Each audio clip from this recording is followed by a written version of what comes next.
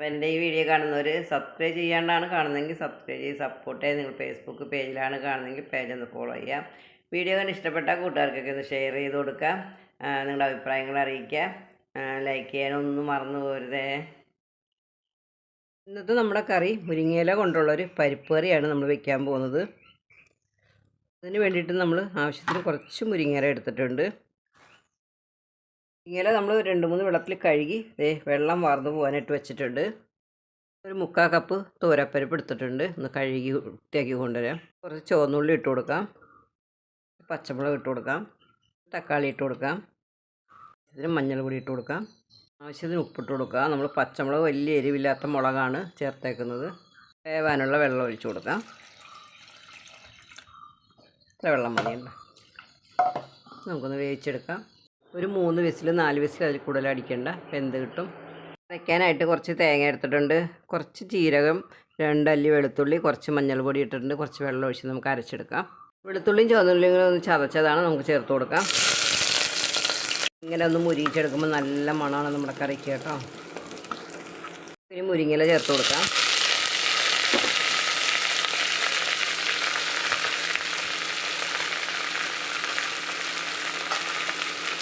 ഒന്ന് വഴറ്റിയെടുക്കാം. നമ്മൾ പരിപ്പിൻ്റെ കൂടെ ഒന്നും കുക്കറിലിട്ട് അടിച്ചെടുക്കാൻ പാടില്ല നമ്മുടെ മുരിങ്ങയില. അപ്പോൾ അതിൻ്റെ ഗുണങ്ങളൊക്കെ പോയി കിട്ടും. അടിച്ച് വെച്ചേക്കുന്ന പരിപ്പ് ഒഴിച്ചു കൊടുക്കാം.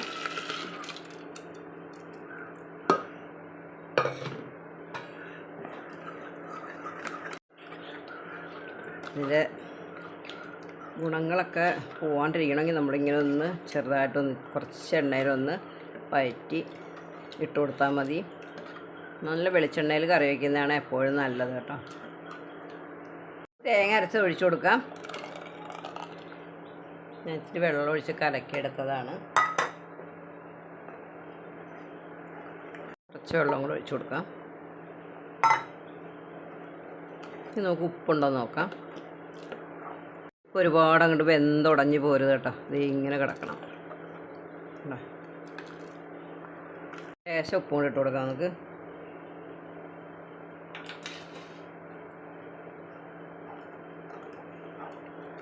ദിവസം ഒരു നേരമെങ്കിലും കുറച്ച് മുരിങ്ങയില കഴിക്കുന്നത് നല്ലതാണ്.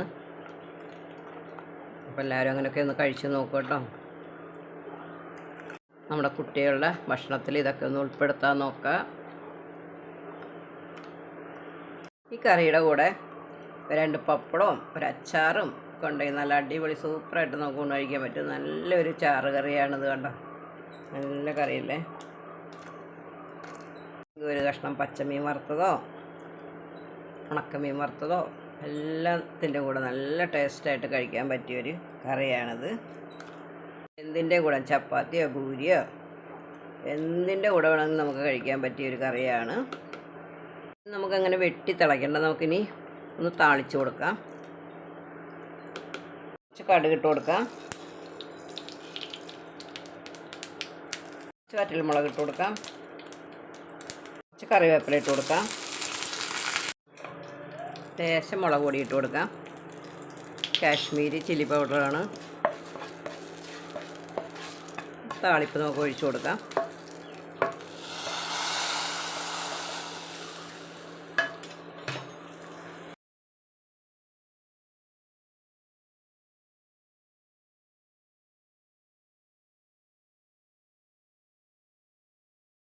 അടിപൊളിയായിട്ടുള്ള നമ്മുടെ ചീരക്കറി റെഡി ആയിട്ടുണ്ട്. അടിപൊളിയായിട്ടുള്ള മുരിങ്ങയില പരിപ്പ് കറി റെഡി ആയിട്ടുണ്ട്. ഈ രീതിയിൽ എല്ലാവരും ഇങ്ങനെ ഉണ്ടാക്കി നോക്കണേ. നല്ല ടേസ്റ്റുള്ള ഒരു കറിയാണ്. എല്ലാവർക്കും ഒരു നല്ല ദിവസം ആശംസിക്കുന്നു. ടാറ്റാ, ബൈ.